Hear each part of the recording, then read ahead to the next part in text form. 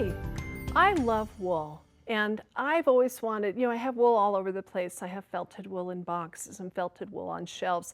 And every once in a while, I want to play with my wool, but I don't want it to be a project that takes a long time.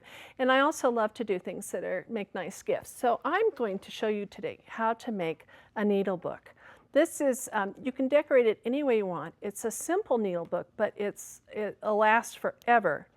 And all it is you have leaves of wool, essentially, different pages of wool that you can store your needles on. And in my needle book, in this design, you actually have sort of an index with a page number and what you have on there. So I'm going to show you how to make this, and you can make this in a couple of hours, even embroidered and everything. And if you have a friend who either loves wool or just sews and has a lot of needles, it's a really nice little present to give. So first thing, here's what you need.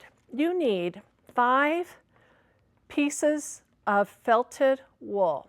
Now, it has to be felted wool. There's a real difference.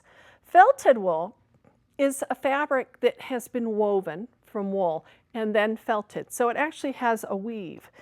Wool felt is more of a conglomeration. It's made from wool fibers, but they're not woven. They're loose ends sort of that are compressed together, and they make a felt, wool felt.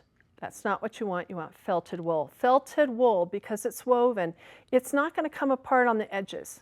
It's not going to flake away and feather. It's just going to stay just like that without being hemmed forever. Wool lasts forever unless a dog gets it or the moths get it.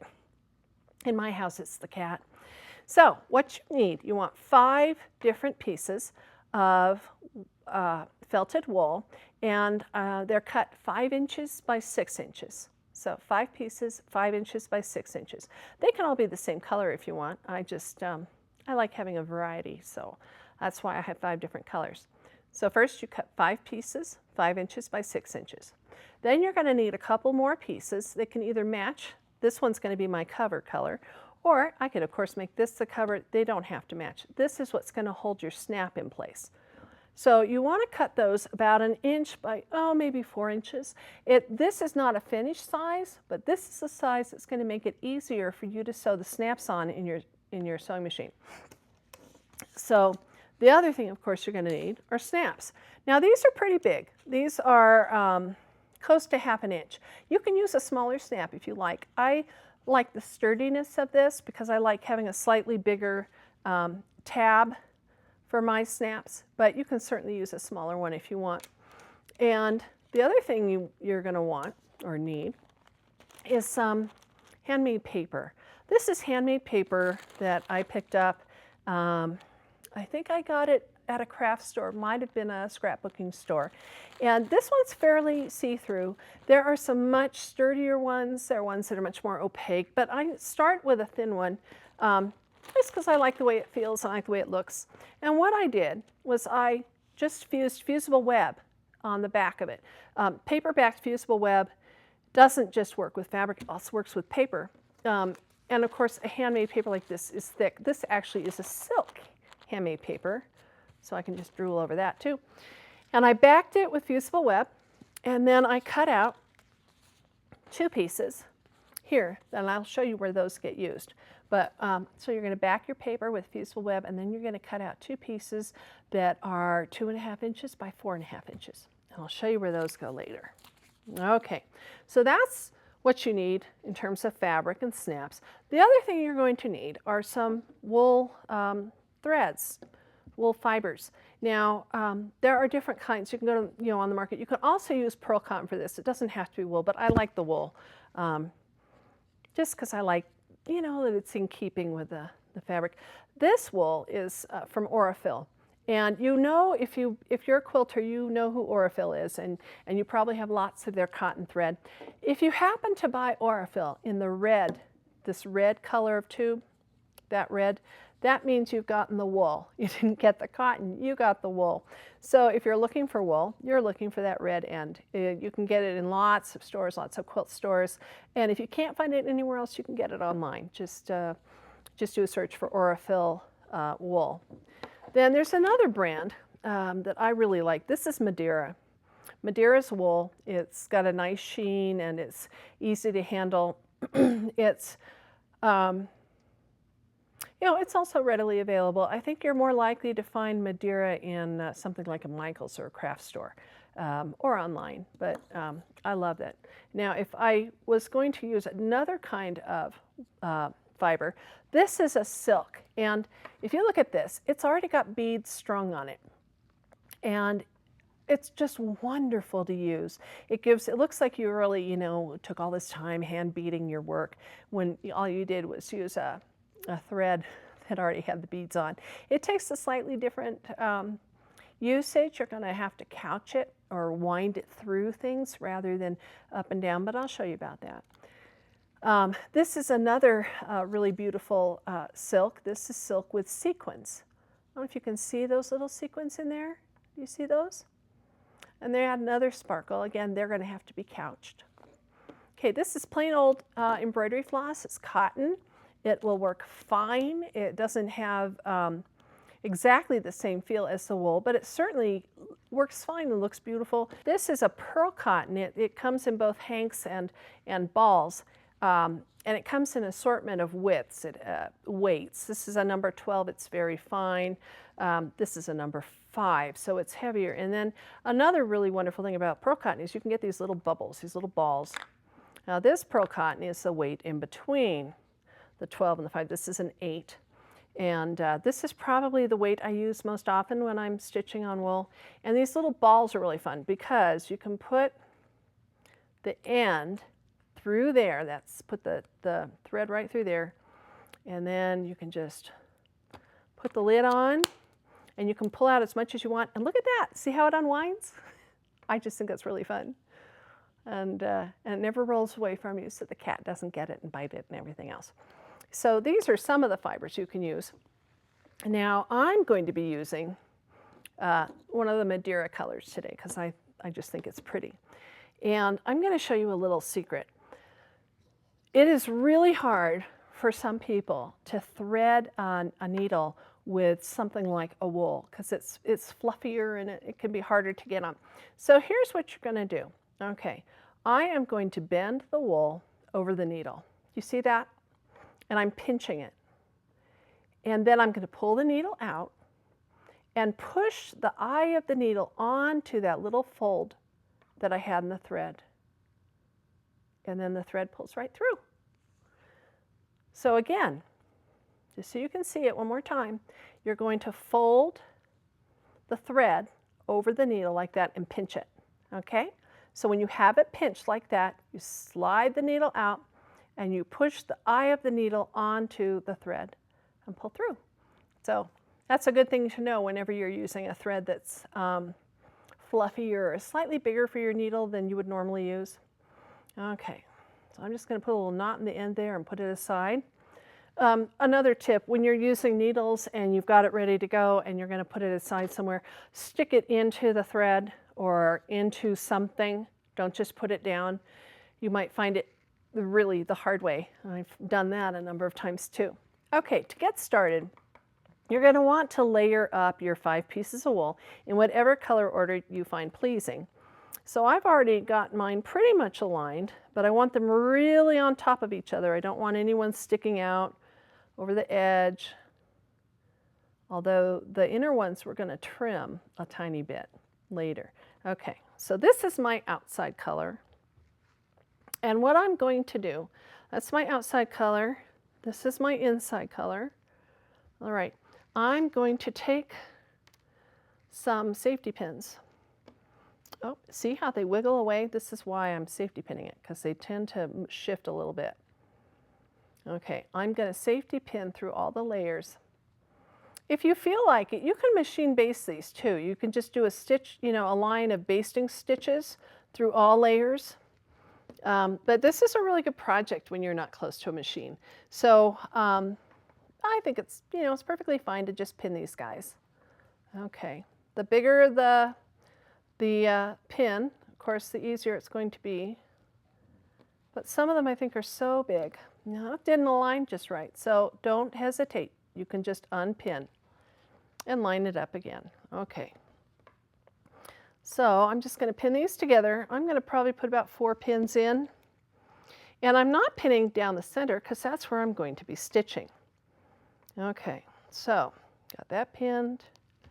All right, the last one over here.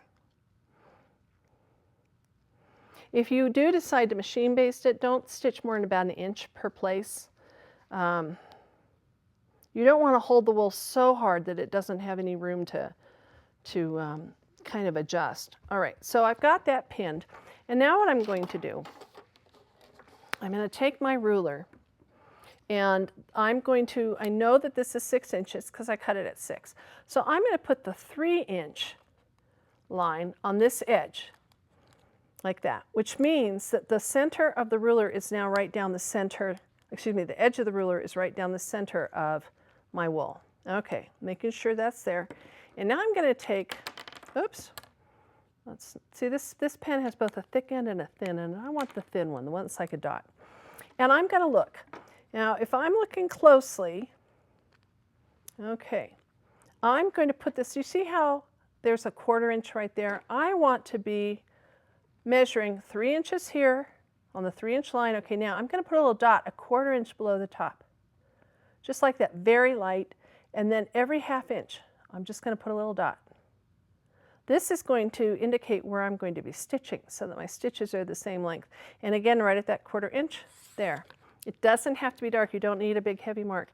This is just showing you where your stitching is going in and out, so you get even lengths. Okay, I've already knotted this, as you know.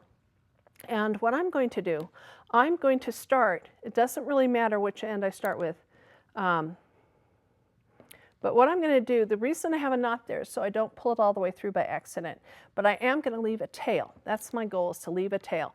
And I'm just going to call this the top, so the top of my book. You can see on this one how it's stitched together, and then there's a little, up at the top here I have a little bow. Well, that's where the 2 pieces of yarn, or excuse me, of the wool thread come out. So I'm going to start there and leave that tail. Again, I did put a knot in it because I don't want to pull it all the way through. If you're not prone to silly things like I am, you don't need to do that. Okay, straight down. You want to go straight down, and there's my tail. Okay, and I'm going to come up in the next one, again, trying to put my needle straight. Now, do you see how that's not right on that mark? All right, so I'm just going to move it over until I come right up on my spot. Okay, and I'm just going to keep going like that. I'm going to stitch all the way down, and I'm not going to do this kind of a stitch where you rock it. I'm going to go like a stab stitch straight through so that on the inside I'm getting the same length of stitch. So up there and down here, and I want to show you what happens when I get to the bottom.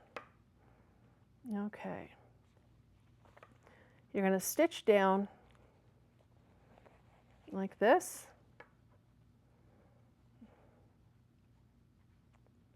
It's really, you know, it feels really good. The wool it's just a lovely thing to work with. And of course the wool has lanolin. There's not a lot of lanolin left after it's been felted, but it just feels wonderful and it's good for your hands. Okay, so when I come to the end here, I'm going to bring that all the way around and go down that hole again. So what I'm doing is looping around the end like that. Do you see? Okay, it's just like on this one, same thing. I looped around the end. And then what I'm going to do is you stitch back going in opposite holes. So in other words, now I'm going to come up where I went down. Oops. And you're going to take your time when you're doing this at home. I'm doing it kind of quickly because here I am in trying to make this. And that's what you're doing. You're just going to keep stitching all the way up. When I got to the top, I would come around over the edge and come to here and just tie a little bow. And I can come back and put beads on that if I want to. Okay, once that's all done, I'm going to take my pins out. All right, and we're going to pretend it's all sewn.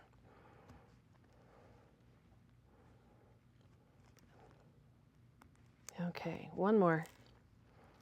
Okay, some pins are less cooperative than others. All right. Now, pretending that this is sewn all the way up like that one, I'm now going to bend it on its spine. And remember, when you are bringing your thread out, you're going to, when you like with your tail, you're going to want that on the outside of your book, which with mine is the blue. Okay, so I'm going to fold it like that, like I did with this one. And this would be completely stitched. And you're holding it and you're just going to kind of really make sure it's flat, flat, flat. And you kind of work the thread, the wool out from the spine. And then you're going to trim. Because when you fold it in half, as you can see, you're going to, this guy has to go around more fabric. So of course it gets shortened. And it's kind of on the outside of the curve there. So what I'm going to do is I'm just going to trim 1 or 2 of these at a time, as you can see there, until they're all even. Okay. See how easy that is? Do not trim that last one because it's going to be the same as the front one. So make sure you don't trim the back cover. Oh, see, I got 1 to go. That one right there. Okay. Making sure I don't get the back guy. I'm going to just, okay, there. That's all trimmed. Okay, and now the next part is to put on the snaps. Okay, the way I put on snaps is I do it on the sewing machine because it's just so much stronger that way. But it can be hard to get, if you had this on this tiny little thing here, you can imagine trying to sew that. So what I do is I put it on a big piece like this, the 1 inch by 4 inch or so. And I just zigzag into the holes to make sure that the stitch length is 0. And zigzag into those holes, zigzag into those holes, and it's set. So I'm going to put one side on one and the other one on the other. You're going to have to make sure you've got them the right orientation, so that one will be sewn upside down. And then they're going to be placed, let's say if we're using this one, I'm going to put that right there, like that. Now before I put it there, I meant to say this.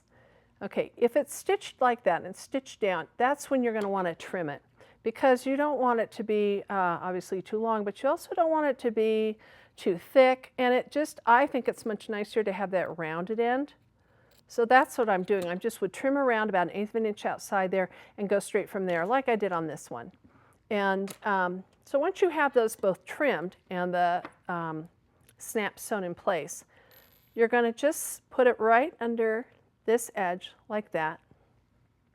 And you're going to know that you're going to have to stitch that down when you're doing your cover embroidery. So the next thing, the next part is you can even stick that in place with a glue stick and just let it dry. It'll be fine. You can stitch right through the glue stick. Okay, once that's in place, I'm going to go ahead and stitch whatever design I want on the cover. And I came up with this design by looking at wrapping papers. Wrapping papers are really fun to do, to use. So if I were, let's say I'm looking at this and I want to put a flower on the front, that little flower is the right scale. So I would take, now see these little pins, these are, they're called applique pins. Let's say I'm going to have the green for this outer part of the flower and the yellow for the inside. So what I would do, I would just pin the green, and I'm looking at it through the back so I can see, and use an applique pin to hold it right in the center of the flower. And then you're going to cut out around the outside and you'll have the big green flower and the back. And then you can have take the thing you just cut out, pin it onto the yellow, and cut on the inner one, and you're going to have that all ready to go. It's a really good way to get simple applique shapes.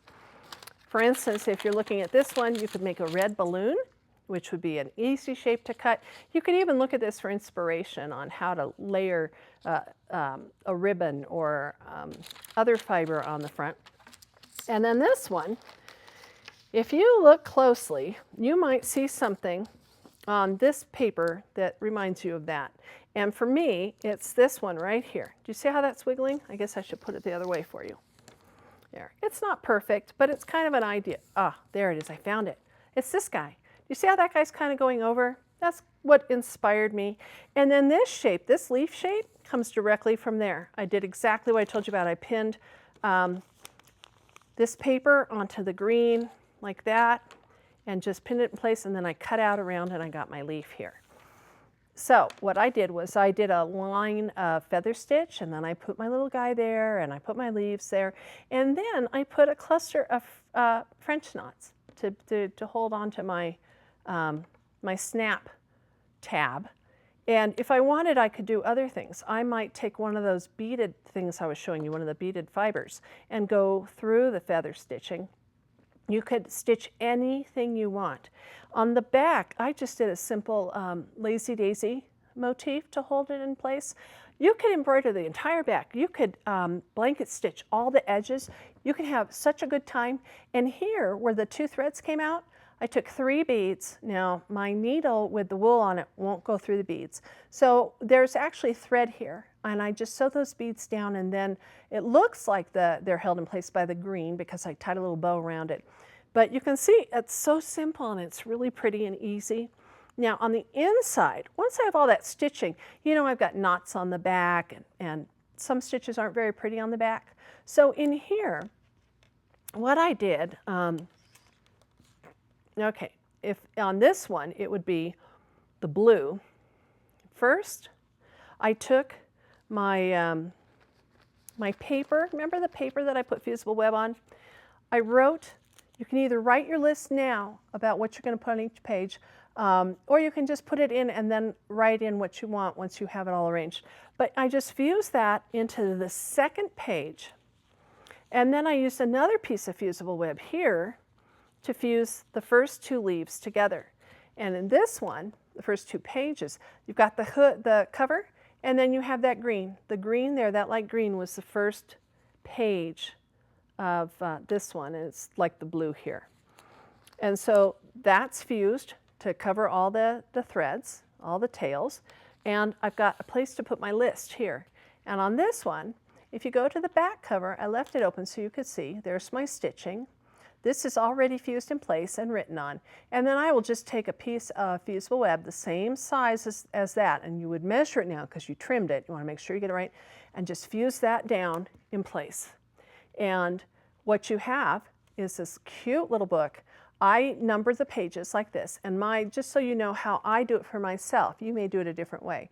Okay, I know that page 1, these are my between needles, my quilting needles. And here are the sizes, 12, 10, 9, 8. So that's 12, 10, 9, and 8. And I just keep going that way. I know that my sharps are on page 2. So I don't have to flip through the whole book. You know, I know a lot of books say label right on the page. Well, then you can't change your mind. You can't rearrange it.